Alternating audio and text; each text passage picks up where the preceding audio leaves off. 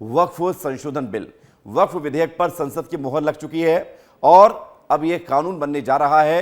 राज्यसभा में इसके पक्ष में 128 वोट पड़े हैं, जरूरत 119 की थी, लिहाजा राज्यसभा में भी ये बिल पास हो गया है। और बड़ी खबर यह है कि संवैधानिकता को सुप्रीम कोर्ट में चुनौती दी जाएगी। कांग्रेस नेता जयराम रमेश ने एक्स पर पोस्ट करके जानकारी दी है कि वक्फ संशोधन बिल को सुप्रीम कोर्ट में चुनौती दिया जाएगा। वक्फ बिल के खिलाफ कांग्रेस सुप्रीम कोर्ट जा रही है, बड़ी खबर आपको बता रहे हैं।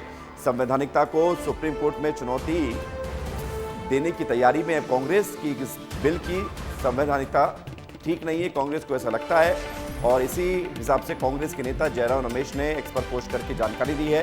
वक्फ संशोधन बिल को सुप्रीम कोर्ट में चुनौती देने की तैयारी हो रही है। CAA 2019 को लेकर INC की चुनौती पर सुप्रीम कोर्ट में सुनवाई हो रही है।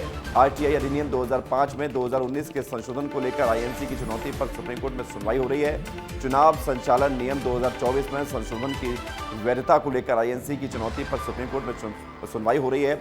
और पूजा स्थल अधिनियम 1991 की मूल भावना को बनाए रखने के लिए भी INC के हस्तक्षेप पर सुप्रीम कोर्ट में सुनवाई हो रही है। तो कांग्रेस के द्वारा जो मामले उठाए गए हैं सुप्रीम कोर्ट में, किन किन मामलों पर सुनवाई हो रही है, ये कांग्रेस ने आज बताया है। INC बहुत जल्द वक्फ संशोधन विधेयक 2024 की संवैधानिकता को सुप्रीम कोर्ट में चुनौती देगी।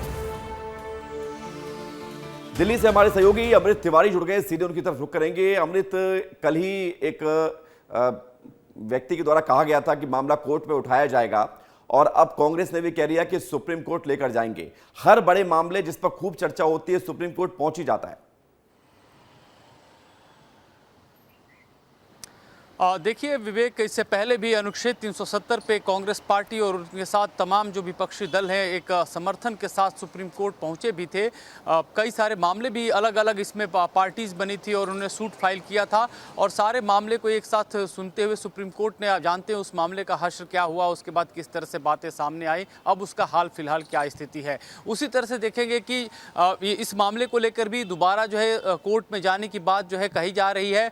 जयराम रमेश ने भी कही है, पी चिदम्बरम ने भी पहले दिन जब लोकसभा में पारित हुआ तो उन्होंने कह दिया था कि संख्या बल चूंकि सरकार के पास है तो इसे वो सुप्रीम कोर्ट में चैलेंज करेंगे। लेकिन जिस तरह से हमारी बातें, चाहे सरकार में लोग हैं उनसे जो बातचीत होती रही है उसमें यही सामने निकल के आया कि सरकार पूरी तैयारी के साथ इस बिल को लेकर के आई थी, क्योंकि उन्हें पता था कि कई जगह संवैधानिक अड़चने हैं। उसको पूरा गहन अध्ययन के बाद ही, उसका पूरा चेक एंड बैलेंस करने के बाद इस विधेयक को पेश किया गया। और इसीलिए देखेंगे कि इसे जो है JPC के भीतर ले जाकर के वहां पे व्यापक चर्चा संशोधनों की डिमांड की गई और उसमें 14 संशोधन के बाद इसको जो है सदन पटल पर रख करके इसे पारित कराया गया और कल देर रात राज्यसभा से भी इसे पारित करा लिया गया। हालांकि इसको लेकर भी प्रमोद तिवारी कांग्रेस के सांसद हैं, उन्होंने सवाल उठाया कि 4 बजे तक यह व्यवस्था करके इसे पारित कराया गया, यह भी गैर संवैधानिक चीजें। खैर ये बात तो आगे चल करके सिद्ध होगी। कानून के जानकार हैं, संविधान के जानकार, इसको जब कोर्ट में जाएगा तो दूध का दूध पानी का पानी हो जाएगा, जैसे कि अनुच्छेद 370 पे हुआ था।